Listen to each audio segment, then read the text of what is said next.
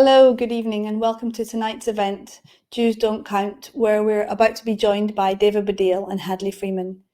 My name is Michaela Broomberg, and I'm Head of Arts and Culture at JW3. Our programme is currently online, but our building remains open and busy. Since last April, we've been running a food bank and community kitchen with a team of incredible volunteers. Together, we've distributed over 100,000 meals to people in need. During this time, we've also created a full and vibrant programme of classes, courses, exclusive screenings and performances, book launches, and vital talks and discussions such as this evening's. We really appreciate you joining us here and for your continued support when, like many cultural, community and art spaces, we've had to quickly pivot and reinvent our platforms and inevitably see a decline in income. For those of you who have already offered a donation in registering for this event, we thank you. And if after the event you feel moved to donate, then please click on the link below the screen and help us build a community which increases the quality, variety, and volume of conversation within the Jewish community and far beyond. On to tonight. Jews Don't Count was published just over a week ago, but already it feels like the book of the moment. With a unique combination of reasoning, polemic, personal experience, and comedy, David Baddiel has very powerfully offered a riposte to the conversations which talk about racism but leave anti-Semitism out of the picture. This book will and already has changed the discourse around anti-Semitism. This evening's chair is columnist and writer Hadley Freeman, whose work you may read regularly in newspapers, including the Saturday Guardian every week. Her fourth book, The House of Glass, published last year, was recently shortlisted for this year's Wingate Prize, and it investigates her family's secret history, taking in some of the most remarkable figures of 20th century cultural life. You can buy either of these books from our partner West End Lane Books, and the link is on this website also, and David Baddiel's book will be signed. So that's enough from me. Let me hand over now to Hadley Freeman. Hi, thanks so much for that, Michaela, and thank you to all of you for joining us today. I surely don't need to introduce David Baddiel, who I call the George Clooney of JW3, not just a British Jewish institution, an absolute British institution, comedian, writer, broadcaster, all-round mensch. David Baddiel. His latest book, Jews Don't Count, came out last month now, I guess. And it has already, as Michaela says, been an absolute game changer of a book. It's totally changed how people are talking about anti-Semitism in a way that I really wanted to see and didn't see during the whole anti-Semitism in the Labour era.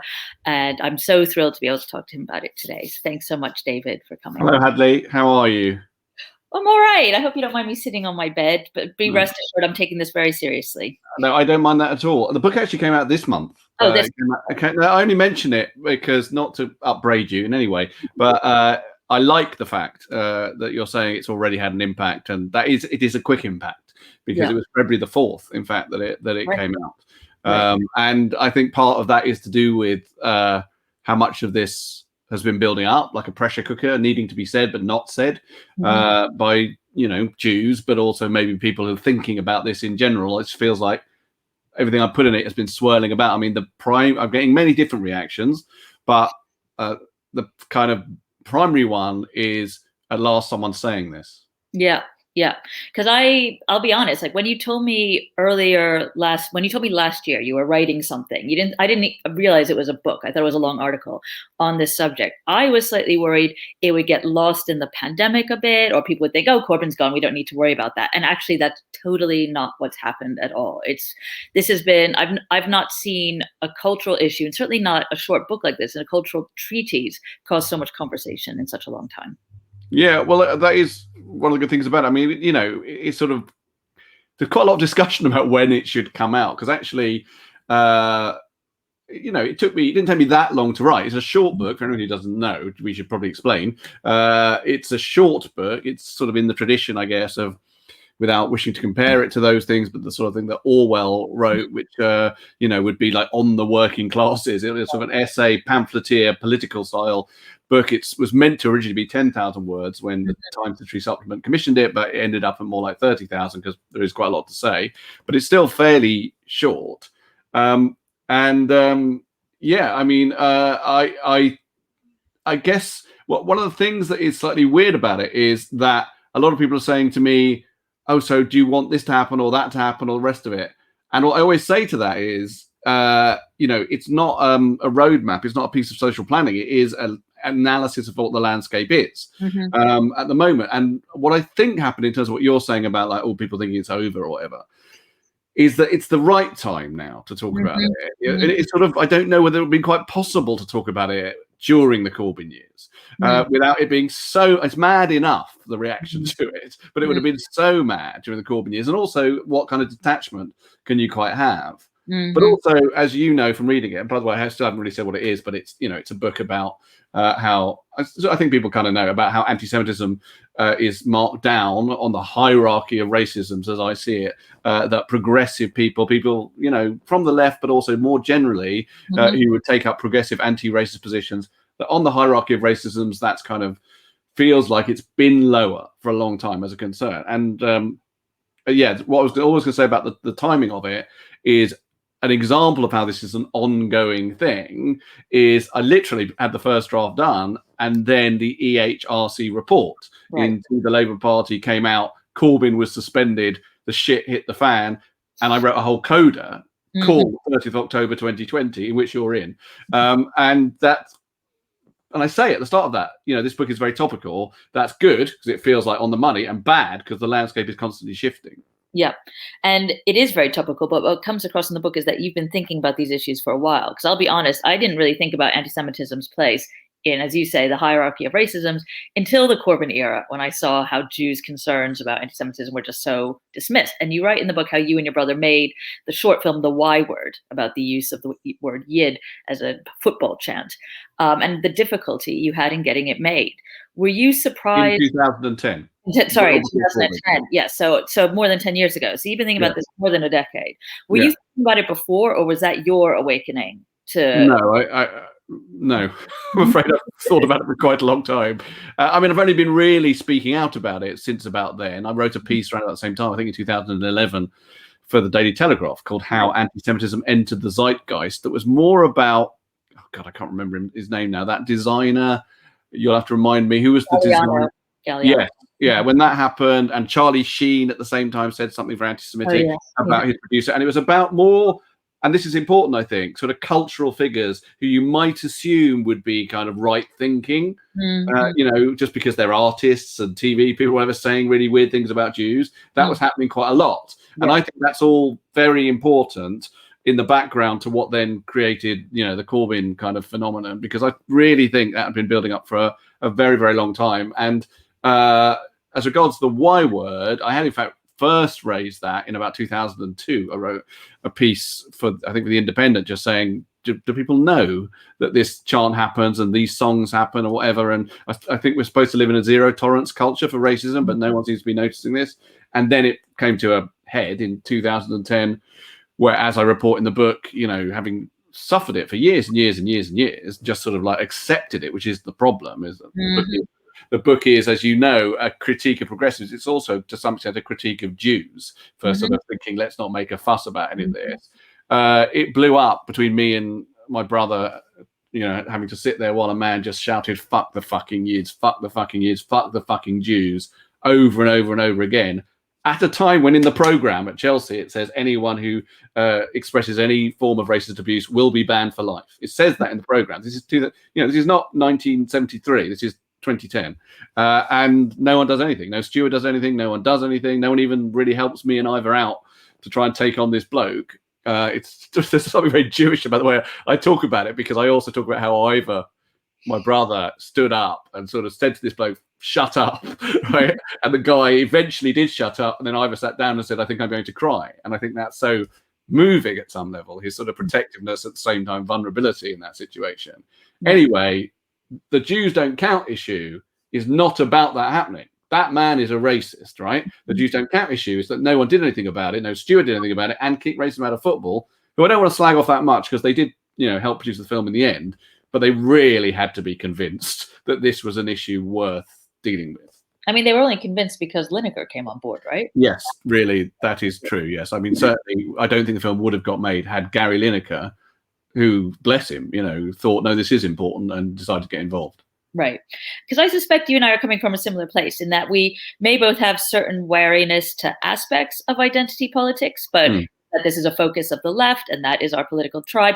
We've been willing to open our minds, examine our own limitations on these subjects. And the problem is then when we realize that our group, Jews, are exempt from these discussions. Would that be a fair way of putting your position? Yeah, I mean, that is what I think is totally the case. I mean, the whole book has to be seen in the context of my estimation of an intensification of identity politics over the last 10, 15 years. So the concerns of minorities, and in a way, I guess, the concerns that what one would describe as white, cis, het, straight, whatever people, their concerns, the sort of privileged people being concerned about the people who are not them.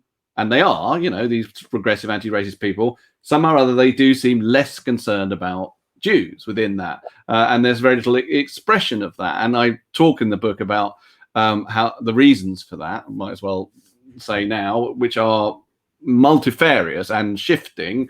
But the primary ones are an association of Jews with power and privilege, which actually, even though the book is not about traditional anti-Semitism, as it were, right-wing anti-Semitism, that is a hangover that I think infects the way progressives think about Jews. So I would say that idea that Jews are privileged and have money and economic security is a right-wing idea, but it very much affects the way the left, who think in terms of money and materialism, sort of almost entirely the way they think about Jews. So it's kind of like, okay, they have power and privilege, and so therefore, should we really be worrying about them? Should we be concerned about them in their notion that other minorities don't have those things? Itself not borne out by the data. Right, not about my data, but also my own position is, even if you buy that myth that Jews have sort of economic security or more economic security somehow than other minorities, always a slightly weird thing to harp on about. But anyway, if you buy it, it doesn't protect you from racism.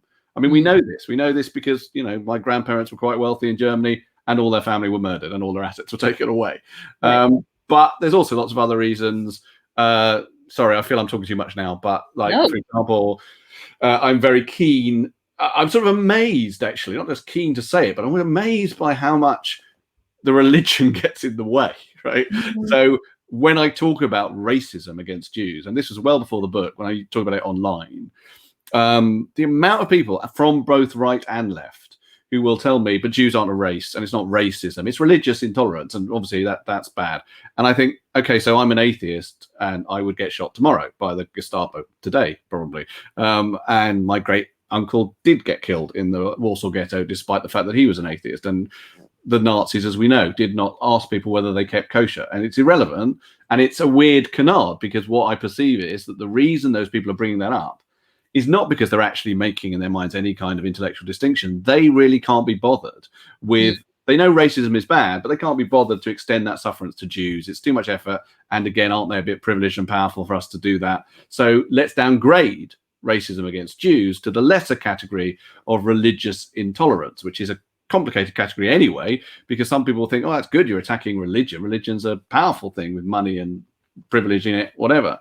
So I think all that is important. And then there are more specific and topical things, as it were, which is this very weird tribal thing whereby anti-Semitism, what we are sort of talking about here, which is the idea that as a racism, it should be attacked by the left, but anti-racism now seems to be vaguely, in the left side, owned by the right.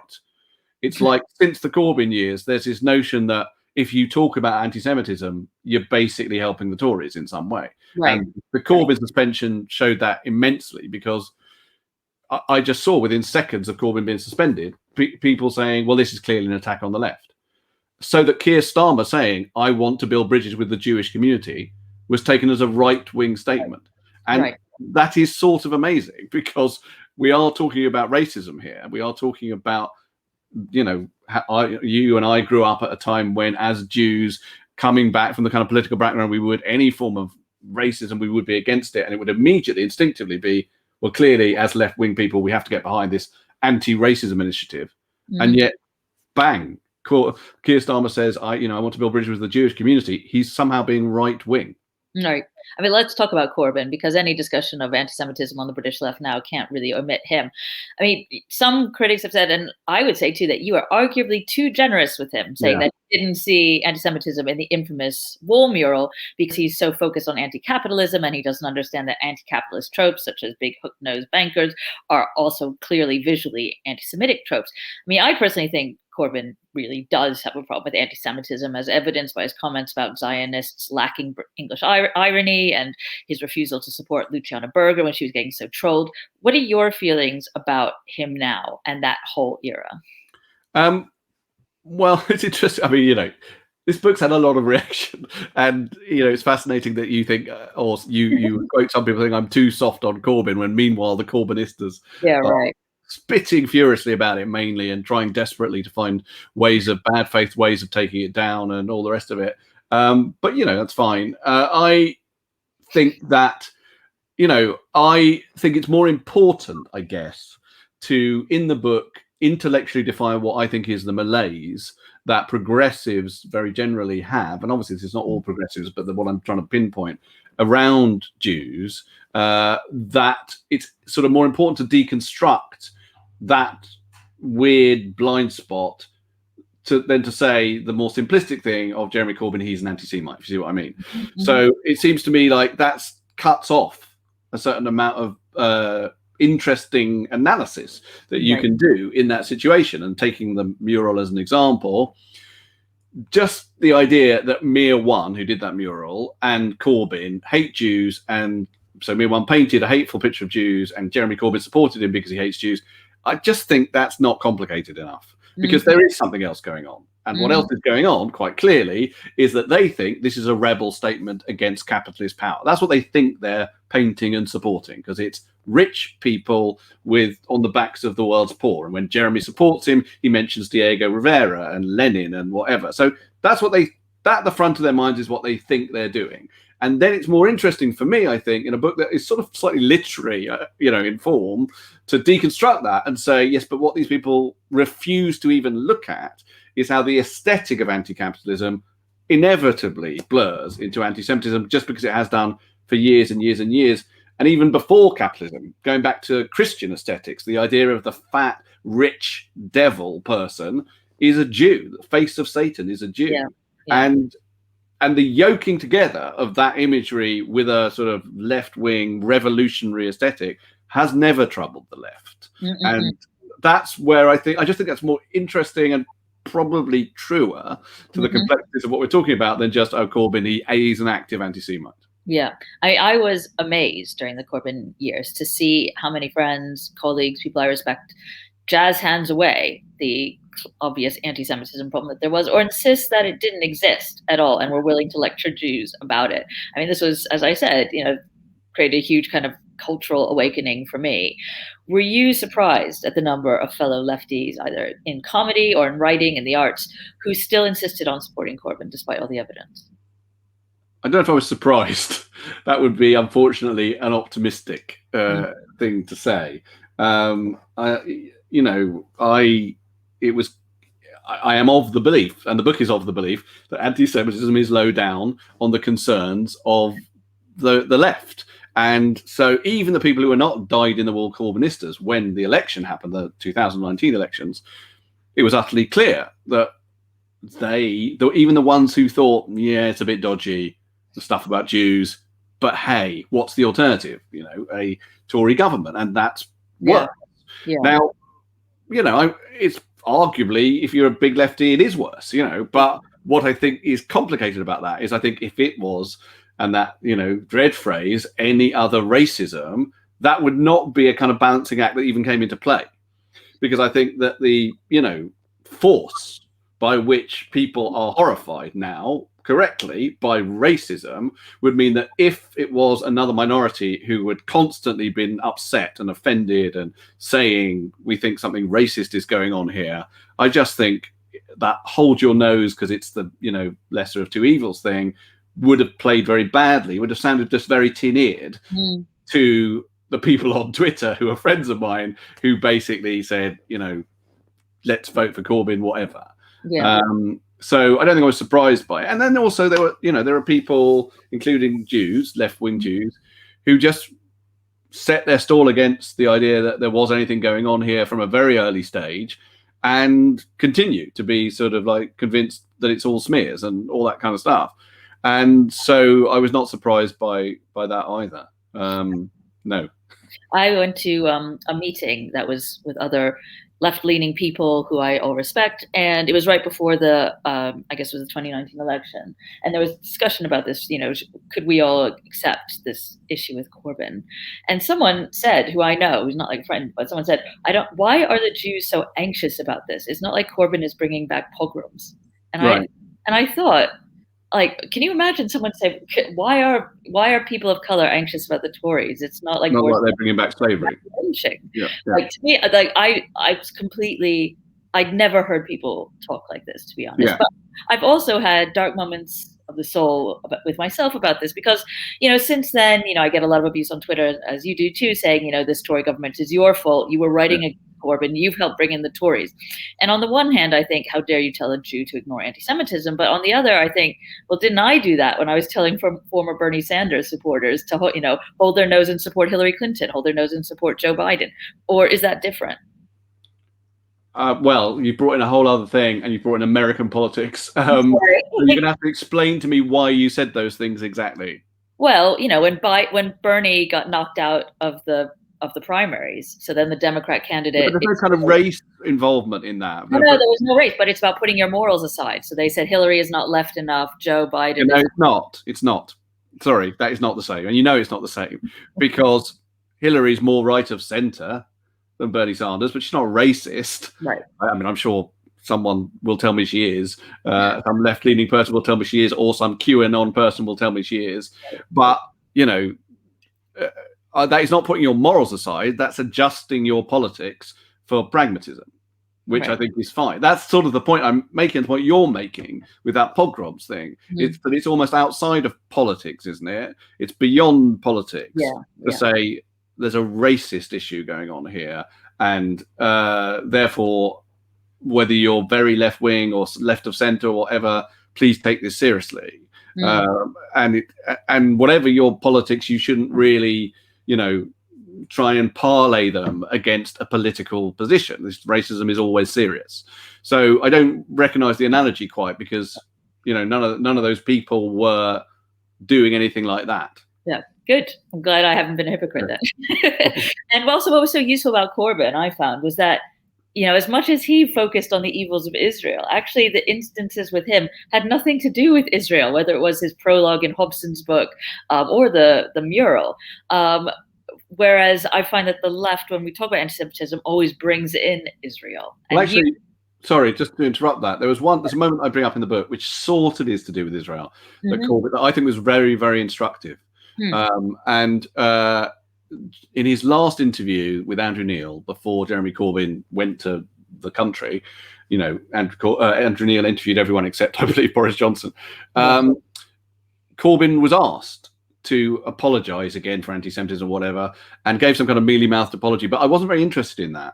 I was interested in another moment where Andrew Neil read out to him something from a Labour Facebook page, of which so much of this anti-Semitism, of course, happens online, and so much of it has been boosted by online chatter or whatever. And on the Facebook page, it's an official Labour Facebook page, it said, someone had posted a message, something like, Israel governments control Rothschild bankers, I beg your pardon, Rothschild bankers control the Israeli government and world governments, right? And Andrew Neil said to him, is that anti-Semitic? And he just would not answer.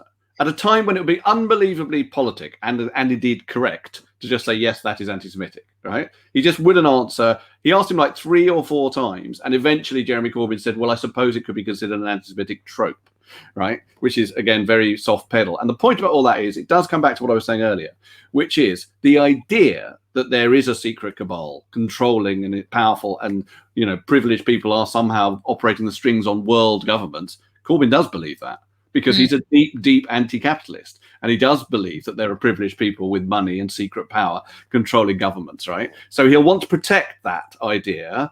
And then when someone says, that idea is always, always, always blurring to include Jews, he's just irritated by that. That's just like, yeah, but that's not important. What's important is the anti-capitalism. And like, well, no, it is important, Jeremy. And that's, I think, why he had such a problem, because he was always protecting his deep, deep anti-capitalism and unable to break out of that and see how, in a more complex world, it's got anti-Semitism all over it. He's also got the problem in that his regular defense that he's not anti-Semitic is that his mother was at Cable Street. Well, his brother has the same mother, and that hasn't stopped his brother handing out leaflets comparing vaccines to Auschwitz or something. I know. And then saying it's okay because I was married to a Jewess for 22 years. I noticed the was in that, by the way. I wondered when the Jewess thought, wait a minute, I'm with this bloke who thinks that vaccination centers are like Auschwitz. I better leave. I liked how he said, I've known a lot of Jews, and one of them was quite a good worker. I know. I've worked with all of them. One of them, just one of them. Often the rest were lazy shysters, like you might expect. But one of them, he worked quite well. Yeah. You've talked about how you're an atheist Jew, but was Jewishness a big part of your identity when you were growing up? Well, it was a massive part of my identity, but in a complicated way, as it often is with Jews. If they're not from... So I went to a religious primary school. I went to the Northwest London Jewish Day School, which was in Willesden Green, because it was the nearest primary school next to near where I lived, where I wouldn't get knifed, because it was quite rough in Dollis Hill and Cricklewood in the 1970s. And so we weren't religious at home at all. My dad is an atheist. My mum is a Holocaust survivor herself, born in Nazi Germany and smuggled to this country. And her dad was a Reformed Jew, and she powered a certain amount of actual, having Seders and having Hanukkahs and all the rest of that in my house. So it was a very Jewish household, but we were eating bacon and eggs, not going to synagogue, generally not really abiding by anything. And yet I'm going to this school and I'm wearing tzitzit and a couple and learning Hebrew and praying and mainly Bible studies and whatever. And so I think I came out of that very confused. And went to Cheder, enrolled myself in Hebrew classes for a little bit because I was sort of like confused by the non-Jewish outside world. One thing I would say, by the way, is one thing I don't have, and I sometimes think this is to do with me being American because I was born in America. And I talk in the book a little bit about the differences between the British Jewish community, which is basically let's not make a fuss about it, and the American Jewish community, which is not like that. But one thing about me is that I have always been utterly alien to the concept of Jewish shape, which clearly exists in a massive way. I mean, it's been really uncovered by this book, by people writing to me en masse and saying, I've always been embarrassed and ashamed and fearful about my Jewish identity, and now I will try not to be quite so much because I read your book, and that's lovely. But for me, it's a totally alien concept. I mean, you know me fairly well, Hadley, and I'm not very good at pretending to be anything. And the idea of pretending not to be Jewish is completely ridiculous to me. And it might have partly been because actually I went to a Jewish primary school. All my parents' friends were Jewish. I went to Habonim. I basically didn't meet a non-Jew until I was about 13. And they, for me, were like, they're the weirdos. Sorry to any Gentiles listening. That's not meant to be horrible. But, the alienness, which presumably leads to the shame, the people thinking, oh, actually, we're a bit alien, we're different. Well, I never knew about that until I was too old for it to set in and damage me. I find that shocking, though, that people feel that way. And maybe it's because, like you, I spent a lot of time around people who read too many books and stuff. But I find that my non-Jewish friends always say, oh, I want to be Jewish, with this idea that it's like being like Philip Roth or Woody Allen or Nora Ephron. I know, but that's because you, and to some extent me, hang around, artistic, interested, connected, blah, blah, blah. I mean, there's a lot of anti-Semitism out there. I mean, sure. But I mean, growing up in New York as well, and like totally sheltered from it. I mean, I always just think it's such a nice identity to have. Like, why would you be ashamed of it? And especially what I find weird in this country is so much of this country's identity is based on, heroism in World War II. Surely that should extend to kindness towards Jews, pride in Jewish survival in this country, unlike in other European countries. Well, let me not. I think it does for a lot of people, a lot of ordinary British people, actually, away from this discussion. I think it does. If I could quote, I knew the great Barbara Windsor, and before she was ill with dementia, she once said to me that she's always been a fan of mine. And one reason she was always a fan of mine was that her mum had told her when she was a little kid that we were fighting the war to save the Jews, and not in a bad way. It's an interesting thing, that, because in my book, The Secret Purposes, I talk a bit about how the Ministry of Information refused to put out information about the Holocaust because they didn't want British people to think that. They thought British people would reject that idea and thought, why are we fighting this war on behalf of those people? They're not us. But in fact, Barbara Windsor said, that's what my mum told me. I thought that was a really good thing. And I love you because of that, which is quite a leap. But nonetheless, I think in a sort of optimistic way, and maybe just because, this is a country that did take in my about to die grandparents, that there is a well of tolerance somewhere. It's quite hard to find sometimes. It's quite hard to hear in this country. But yes, I agree with you. I think one of the things that is depressing about anti-Semitism, one of the many things that is depressing about it, is that the basic Jewish identity is quite gentle, I think. Quite gentle and quite bookish. And obviously, Israelis maybe not so much, but it's generally quite gentle, bookish, friendly, and it always seems odd that somehow or other we are configured as these very, very evil, active, destroying the world heads of spectre. I just find it strange, especially during the whole Brexit thing. There was so much invoking of World War II spirit and so much talk of World War II in this country. And there's very little reference to what World War II was about. It's become in this country about British courage, British standing up against, the evils in Europe. What were the evils of Europe doing? Oh, right, they were killing the Jews. And anyone who's traveled around Europe, you'll see lots of Holocaust memorials. If you go to Poland, there's no Jews. You go to Czechoslovakia, it's incredibly upsetting. Germany has memorials. This country, the Jews were surviving, and yet there's no sense of this kind of pride in that in this country. I find that there is a issue. That's interesting. There is an issue with that, with the progressive discourse, which I don't deal with in the book, but I did get into a Twitter spat about it, which is about the complex downgrading of Churchill that's going on at the moment. Right. So obviously there is some good reason to do that. It's good reasons to shine light on the fact that Churchill essentially created the Bengali famine by not giving the food that he could have given at that time, and that's very good to sort of try and reassess those things. At the same time, when this happened, this particular Twitter spat, there was a bloke, I can't remember his name now, I think Ross Greer or something. Anyway, he was a Green MP going on Good Morning Britain and saying that Churchill was a white supremacist mass murderer. And I said, well, the trouble with that is, what does that make Hitler? What's left in language for Hitler, right? And other people just started shouting at me, of course, and saying they were both white supremacist mass murderers, right? And I said, and obviously I just got trolled for this. I said there seems to be something slightly anti-Semitic here, because what you're suggesting is that the person who saved the Jews, which is essential, enormous historical simplification, but certainly he wasn't not involved in that saving, is no different from the person trying to genocide them. Right. Right. It seems like classic Twitter spat then. Yeah. Well, it was a big pile on and mad and whatever, and I've been through many of them. How much do you think your mother's experience, though, has colored your reactions to anti-Semitism and your concerns about it? I mean, your mother was, like you say, was born in Nazi Germany, arrived here really just by luck almost. Yeah. And was saved. And do you think that makes you more conscious of anti-Semitism than you otherwise might be? I guess. I mean, we were talking about this yesterday, weren't we? Or I think Hugo Rifkin, sorry, to refer to a different one, about the different, because my parents, like a lot of parents, my dad, he's sort of second or third generation Welsh bloke. And in the 19th century, his antecedents were fleeing from Russian pogroms. And so there's a slight sense in which that anxiety might be lesser in him, I guess, the sort of in the trauma bones of it. Whereas my mum was actually born in Nazi Germany, and, a swastika was stamped on her passport and all her family were murdered. And whilst we're here, I'm going to say something else that I probably would only say for JW3, partly because I did a documentary about Holocaust reparation many years ago, which actually is quite a good documentary. You can still see it on Hulu or something. It's called Baddiel and the Missing Nazi Billions. And in it, I worked something out, which is my grandparents had a brick factory in Königsberg, which is in East Prussia. And they were quite wealthy. I mean, they owned a factory and they had a big house and all that stuff. And it was all taken away and all the rest of it. And they just got here at the last minute.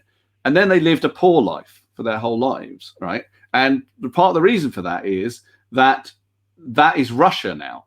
Kaliningrad is what Königsberg is. And Russia, of course, does not see any reason to give reparations to Germans, essentially. So it just occurred to me quite recently, this, because I actually didn't say it in the program, where is the class action? And if anyone's listening who knows how to do these things, help me, right? Where is the class action for those people whose stuff was in places that are no longer in Germany? Right, because Germany doesn't recognize any need to do anything about that, but it's still Germany's fault that those things were taken away. Anyway, that doesn't really answer your question. It's just a sort of weird bugbear of mine. Yeah, for sure. But it's without doubt, you know, as I grow older, it's clearer and clearer to me, because time contracts as you get older, that, you know, when I was a kid and my grandparents were very present in my life, Otti and Ernst Fabian, I didn't understand in any way what they'd been through. Partly because when I was a kid, I thought that was all years ago, right? Now, I was born 19 years after the end of the Second World War. 19 years ago, I was doing Baddiel and Skinner Unplanned on ITV, and it feels like yesterday, right? And I know that if someone had tried to murder my entire family 19 years ago, I would not be, an undamaged person. I mean, I'm not an undamaged person anyway, because they passed that trauma down to my mum, who was mental, right? And I'm a bit mental as a result of that. So it's all still there. In fact, me bringing up the bloody brick factory is probably part of it, you know.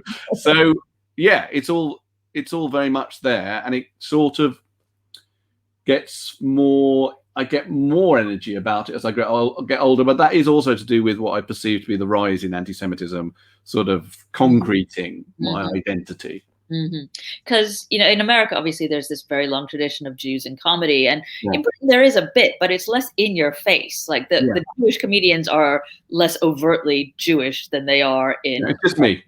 Except for you, exactly. Yeah. But was that the case, not to emphasize that I am slightly younger than you, but was that the case on the Mary Whitehouse Experience? Was that the case on Fantasy Football? I don't really remember you being held up as like the Jewish one. Well, on everything I've done with Frank, there is quite a lot about me being Jewish. Frank is a Catholic, and he is something of a philo-Semite, I would say.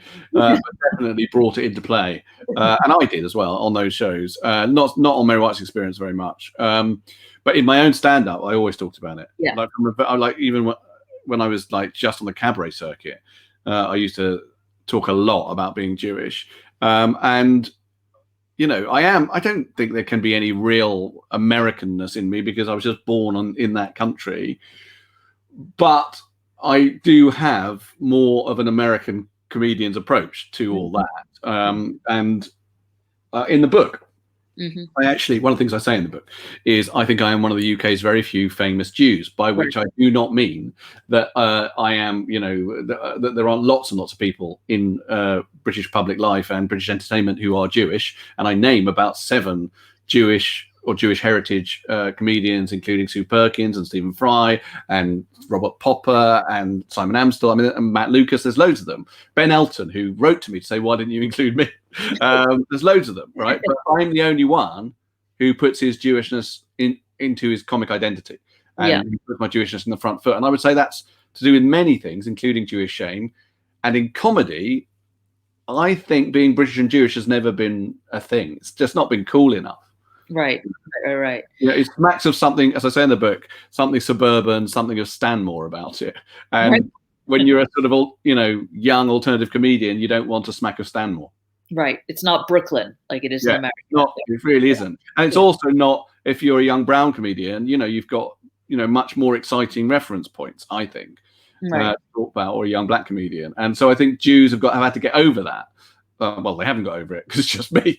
But yeah, there's part of that. I think that's in the mix of Jewish shame. It's just never been a very cool identity to have. Well, I think, ultimately your book is about the hierarchy of racisms, and, you reference the reaction to your book, both, in terms of criticism and on Twitter. And I think the reaction kind of proves your point, in that you're being criticized by a lot of people who aren't Jewish for what's in this book. Would they criticize, there have been lots of books out recently by Black writers about, racism they've experienced, microaggressions and all that. And that's great.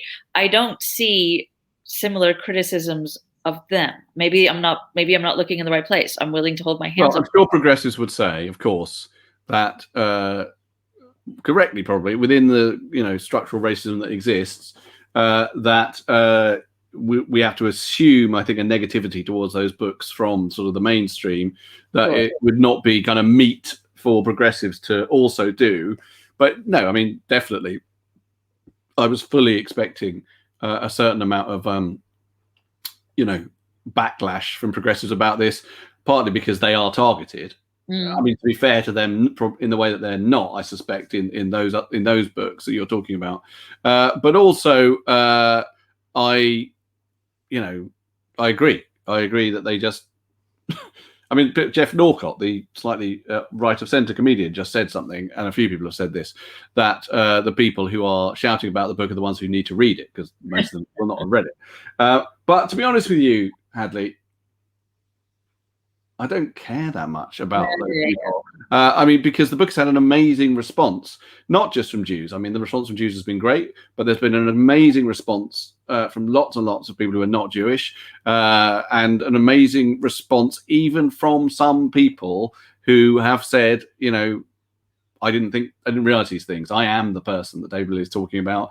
I didn't really think about them, and now I will think about them. Right. And all that is amazing. And obviously, you have to put up with, whatever Judas calling me an aging liberal whose brain is rotted, or whatever Judas called me. But, Stephen Fry says it's a masterpiece. And actually, Stephen Fry saying it's a masterpiece isn't just wonderful for me and my ego as a writer. It's something else as well. Because I put Stephen Fry into the list of British Jewish comedians who don't really put his Jewishness on the front foot. And I would say Stephen would agree with that. He did Who Do You Think You Are, which he talked a bit about terrible things that had happened because of the Nazis in his family. But, I don't think most people, that's not the first thing they would think of with Stephen. Probably posh is the first thing they would think of. Posh, clever, whatever. Yeah. Jewish would be a long way down the list. And in that wonderful, paragraph that he wrote for my publishers to use about Jews Don't Count, he really comes out as Jewish and as vulnerable because of that. And I think that's really great. Yeah, and I should have said in the intro, of course, that Jews Don't Count is a number 5 bestseller. Is that correct in the charts? Well, it's presently number 3, actually. Number 3 bestseller, which, I mean, first of all, for a book that is basically, about anti-Semitism, that doesn't normally get in the charts. A short book doesn't normally get in the charts. I mean, the TLS must be over the moon. This must be. They are over the moon. I'm over the moon. But I mean, yeah, they are very pleased about it. And, it's the pandemic as well and all that kind of stuff. Although, who knows how that plays into it. Hopefully people are reading more. Yeah. One of the few good side effects of it. But yeah, I mean, considering the subject matter, and, people find it really readable. It's hard to talk about one's own book. But, again, Stephen and other people have said this, like once you start reading it, you can't really put it down. So it's obviously really readable, which is nice, but it's not an uncomplicated book. Yeah. It's got some very complicated ideas in it. And so, again, I think it's number 3 and number 2 is Sir Thomas More's autobiography. Right. And I'm sure that's a great book, but it's probably not as complex intellectually. That's my guess, right? So I'm glad it's up there. Now, we've got some questions from viewers. They sent in ahead of time. The wonderfully named Emma DeSmith asks, I think you'll enjoy this question. Do you experience more or less anti-Semitism now that you've stood up for our race? I don't know what the answer to that is. I mean, a bit more, obviously. I mean, obviously, Josh Howie, who's a really funny Jewish comedian, was just writing something in support of the book. In fact, he began his review, "Fucking hell." Sorry if people are listening and are offended, but I like that.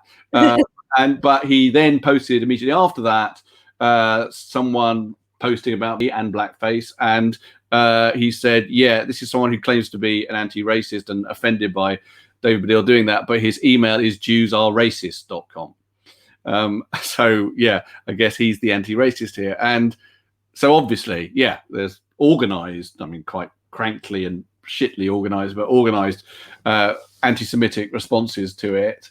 And I guess there is loads of it, but I have talked about anti-Semitism a lot. I mean, online, I have talked about it a lot. And actually, I mean, this is sort of another discussion, but actually, I could be wrong. I mean, I never go looking for anything. Like years ago, well before social media, I realized, I think Sean Locke said, Googling yourself is just putting yourself in the cyber stocks. So I never go looking for stuff. So sometimes I don't know about this stuff, and it's always great when my friends say to me, "Oh, did you see this horrible thing about you?" But anyway, I don't go looking for anything. And I have to say, in terms of my own timeline, I think Twitter have slightly got their act together with that, because I don't see as much. I used to see an incredible. I mean, if I ever posted anything, an unbelievable amount of hate. And did this thing, which was part of the show that I was doing, which got furloughed, and is hopefully happening again in September. But my show, Trolls Not the Dolls, was about trying to deal with that through comedy, trying to deal with social media abuse as if they were hecklers. So anyway, I'm not answering the question. Yes, I've seen a lot of anti-Semitism. I feel I was standing up for my race, ethnicity beforehand anyway, so it's not that different, is probably the answer. Gloria Abramoff has a question that's related to that. It says, you have been an amazing advocate. In fact, both you and Hadley have been set yourselves up for abuse and criticism. Thank you, Gloria. Why do you continue, and what's your motivation? Well, the motivation, I'm afraid, and this is going to sound incredibly self-aggrandizing in my case, it probably is in your case as well, is the truth, right? It's just, that is the truth as I perceive it. It's my truth as a Jew that I see this stuff happening. I have a voice and a platform, and I tend to be someone who uses that voice and platform quite a lot. And so I'll keep doing it, really.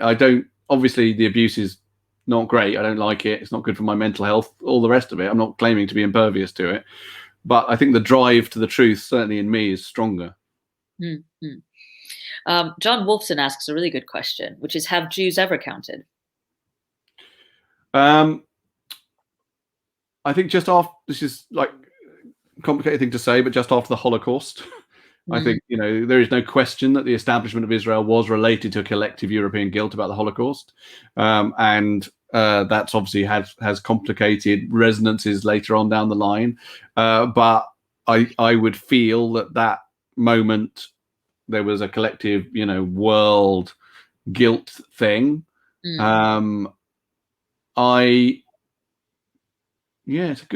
a good point, actually, because Jews have always been, forgetting about Israel for a second, Jews have always been the other, haven't they? They've always been other within every culture. Yeah. And so the other is always going to be off center. And so therefore to some sort of not counting in a way.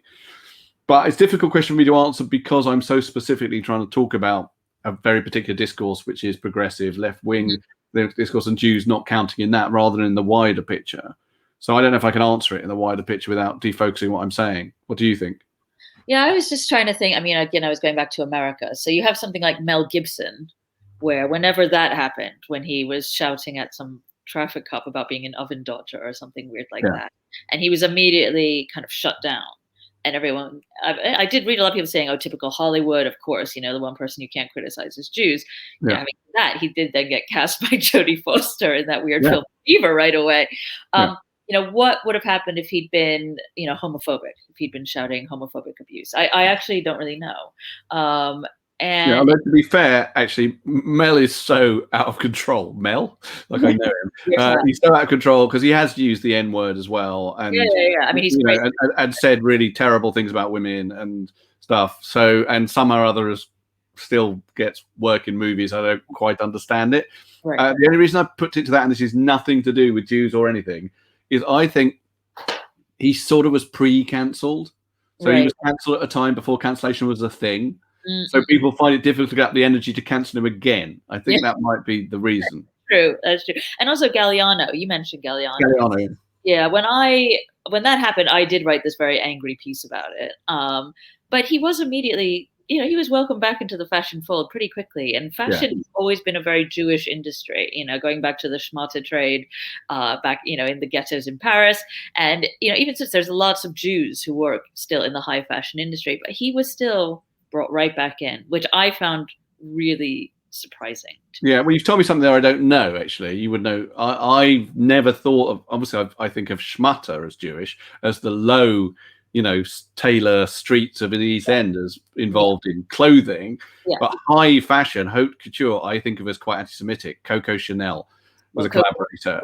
There were lots of collaborators during that period. Balenciaga was a terrible collaborator. Hugo Boss, of course, made the Nazis. Louis Vuitton as well, allegedly there was something there. But there were also lots of Jews who worked in that industry. And you can all read about this in my book, where in fact the head of the French fashion industry during World War II went to Germany to argue that the fashion shouldn't be moved to Berlin as Hitler wanted, because he was actually saving all the French Jewish seamstresses who worked in couture. And there are lots of Jews, Donna Karan, there are lots of Jewish people who work still in fashion. Yeah. Well, I think if you were trying to argue for the moral probity of the high fashion world, you're on a sticky wicket. Yeah, no, I agree. And Mark Brenner asks, what remarkable features personify us as Jewish and British? Well, this is going to sound slightly negative, but it isn't meant to be in a way. I do actually talk about this specifically in the book, and I use a sort of comedy example, which is that some years ago, and this was before Corbyn, someone said to me, "Oh, the headline in the Jewish Chronicle every week is they hate us." I said, no, it's they hate us, and let's not make a fuss about it. And the reason I said that is I was trying to draw a particular Britishness to British Jews, because that is definitely not the case for American Jews. But the thing about British Jews is they are British. And so therefore they are reserved and don't like to make a fuss like British people do, right? They're very similar to that. And I think that, Jews are good at assimilating while still retaining, and this is gets very complicated, a sort of core Jewishness to their identity. And I would say the British Jewish community has been like that for many years, until the Corbyn years, where for the first time ever, I've never seen this before, there was a kind of mobilization of the Jewish community in this country, and they became politicized and had an identity, had a sort of active political identity. And that was really amazing, because, as I say, it's been mainly, let's not make a fuss about it, let's not draw attention to our Jewishness, let's swallow and suck up the anti-Semitism. Yeah. And we're not like that quite as much anymore, and that's a good thing. Yeah. Now, Judith Heyman asks a question that I wondered actually too, which is, why hasn't Holocaust education reduced anti-Semitism? Because I do kind of make that parallel again with America. Obviously education about slavery, and that's, increasing in schools, has really broadened young people's awareness of anti-Black racism, certainly in America. And I think increasingly here, with the broadening of the syllabus and the reading syllabus, it doesn't seem to necessarily work that way with Jewish stuff, I would say. I don't think it doesn't not do that. I mean, I know the people at the Holocaust Educational Trust, and they're really good people, and they do go into schools, and I think it does make a bit of a difference, certainly. I think there are very complicated things going on at the moment with how we memorialize the Holocaust, which, I mean, well, I can't remember his name now, which is very unfortunate, but this young Jewish guy, Joel Brandhold, I think his name is, sent me a breathtaking example of Jews not counting, which I didn't know about, which is, he said that he worked for the Labour Party, and he was at the NEC in like 2018 or something. And he brought to their attention, which of course they weren't worried about, a document which was like a educational leaflet about the Holocaust that was permeating the Labour Party conference or whatever. I mean, probably some fringe group, to be fair, but it's still there, and he's bringing it up, and he's being ignored. And it was telling people who the victims were of the Holocaust, and it mentioned gays and communists and disabled people and trade unionists, etc., all of them, and didn't mention Jews. It just missed out Jews, right? And I know why they're doing that. I mean, if you just ignore for the moment the sheer anti-Semitism of that, just for a second, right? Bear with me, because obviously it's anti-Semitic. That's taken as read. But something else is going on in the front of their heads, their idiot heads, if I might say so, which is if challenged, I think they would say, well, we're just trying to recenter the conversation away from, because everyone knows about the Jews. And so what about all these other vulnerable groups that were targeted during the Holocaust, which of course they were. And fucking Jews are always, making sure that that's noticed. Sorry, I shouldn't have said that. But Jews are always saying that. And it's good that we say that. And it's good that we acknowledge other, definitely, not as visible atrocities that have happened over the years on Holocaust Memorial Day and all that. But when it gets to the point of, let's not even mention the Jews, that's incredible. And there's something else going on there as well, which is really important, I think, which we haven't really talked about. But he said he reckoned that he came up against a very strong thing of, don't let the Nazis define you, from the left. Right. Of like, we're not going to recognize Jews as an ethnicity that was murdered, because that's to sort of go along with what the Nazis thought of you. And you just think, like, how incredible, and how not your lived experience that you would say that. because you were not the ones whose great uncle died of typhoid in the Warsaw Ghetto. You're not the one who any of your relatives were being led by that Nazi to a mass grave, that you dug yourself. When that happens to you or a member of your family, you can choose not to accept their definition. Right? Yeah. But up till that happens, then we have to live with that definition, and it's your job on the left to protect us from that happening again. Yeah. I'm just thinking more about fashion and Jewishness. Oh, okay, let's go back to that. But, you're right about one thing, actually, because probably the most famous Jew who's so successful in fashion is Ralph Lauren. But in order to be successful in fashion, he had to change his name from Ralph Lifshitz, which looks less good on the back of a pair of jeans. I talk about that, don't I? Yeah. In the book, I think this is really important as well, is the number of people who will say to you, yeah, but Jews are all right because they can pass, as non-Jews, and that's not an option for people of color or whatever. Yeah. And I think, okay, they can pass as long as they pretend they're not Jews. Right. And that happens over and over again. Kirk Douglas was only a star because he decided not to call himself Izzy Danielovich. Yeah. Right? And this happens continually. And I think I used this example yesterday when I was talking to you, but I think it's similar in a way, if you're going to talk about this sort of hierarchy of isms and phobias or whatever, is that, gay men, I'm going to use men as an example, I guess, gay white men, in the closet gay white men, no progressive is going to start saying of them, well, they're all right as long as they stay in the closet. Yeah. Can you imagine that being said? Of like they can pass as non-gay. As long as they don't put it in our face too much, then it's fine. Yeah. One of the first fights I ever had on Twitter, this is such a happy memory, was with the rapper Talib Kweli about Jon Stewart. Because I think I'd interviewed Stewart. I think this is where this came from. And Stewart was talking about anti-Semitism in the piece. And Talib Kweli was saying, no one knows, he doesn't have to say he's Jewish. No one would know. You just look at him, you just listen to it before.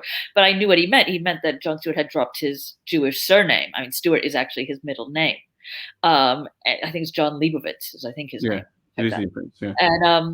And I'd asked Stewart about that, and he said it's because his parents got divorced and he hated his dad and he didn't want to have his dad's name. But Talib Kweli was really angry about this. Kept quote retweeting me to his 10 million followers, where I was saying, of course, Jon Stewart can talk about anti-Semitism and him passing is not an issue. And Kweli was saying, you have no idea, you don't know what it's like to not pass. Yeah, and that is a big argument among other minorities. No, it is. It is totally, and I accept it as something that is worth bringing up. And that if you're going to talk about shades of privilege or whatever, Jews do have that option, and that is a privilege. But it's a strange privilege because in a society, if you accept that society is racist against Jews, which obviously there is evidence of, then to say you can pass, so you're fine, implies as long as you stay essentially in the attic. Yeah. Essentially, as you say, and as I say, I quite like the analogy sort of with gay men actually, because I think it's quite a good analogy. No progressive would say, "Well, stay in the closet, you're fine, you've got that option," and they would also not say, I think, "Well, you don't suffer from you've got white privilege. You don't really suffer from the sort of economic dispossession and insecurity that other minorities suffer from. So homophobia is fine." And you can you're straight passing, so it's fine. That's basically what the equivalent would be. Yeah. Also, it never really works, the changing of the name. You have someone like Jonah Hill, who's actually Jonah Feldstein. Well, now that's been revealed because his sister is acting, and she's Beanie Feldstein. Yeah. And the whole thing with Kirk Douglas that's so funny is then his son is Michael Douglas, even though it should be Michael Danielovich. And actually, Michael Keaton, the actor, his real name is Michael Douglas, and he had to change it to Michael Keaton because Michael Douglas had taken his name. Well, actually, it's an interesting thing because actually I can't now remember the name, and you might have to help me. But when I talked about that Galliano thing in this article some years ago, the thing that Charlie Sheen had done was refer to his Chuck Lorre and called him Chaim Lorre. Yes. And what made that so funny is that Charlie Sheen's real name is Carlos Estevez. Yes. And he took his father's fake name and anglicized his name. So he himself had assimilated in a way that his brother Emilio Estevez hasn't. Yeah, but what I was going to say was there's a very particular type of anti-Semitic aggression in those people who uncover the real Jewish name of X, Y, and Z. It's such a sort of weird thing to do, so outing Jews. He's calling him, what do you call him? Chaim Lore, or Chaim, whatever his real name is. So I don't even think that's his real name. I think his name is like Charles, but because he's Jewish, Charlie Sheen was calling him Chaim. Right. The whole thing was so weird. Anyway, I know we're out of time, so I'll just finish with the question that everyone is, which is that the book is not an optimistic book. It actually ends on a really sad note. So, what do you want people to take away from it? Well, yeah. I mean, as I say, the book is not a manifesto or a roadmap. I'm not very good at that. Right. It's a weird thing. Actually, it happens all the time. Not just about this. Like if I'm on any kind of program that isn't just a panel show, and I'm talking about some issue, someone will say, "So, what should we do about this?" And I always think, I don't know. Ask a politician. I can analyze it.